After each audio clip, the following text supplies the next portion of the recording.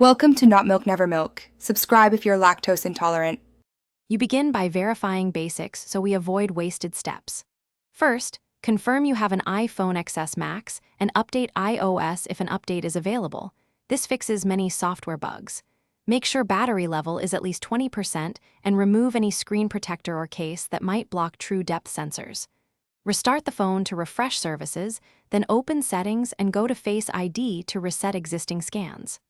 Once done, you're ready for the guided re-enroll and calibration steps next. You now re-enroll Face ID with care. Stand in even, natural light and hold the phone 10 to 20 inches from your face. Tap Set up Face ID and follow prompts.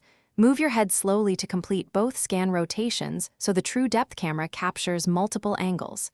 If you see enrollment errors, stop and retry. Wipe the front camera with a microfiber cloth, then repeat. Make sure you complete the second scan. This gives the system the extra data it needs for reliable recognition. If Face ID still fails, you escalate carefully. Reset all settings to clear conflicting preferences. This won't delete your data, but can resolve odd software interactions. Inspect the front sensor area for cracks, debris, or loose parts.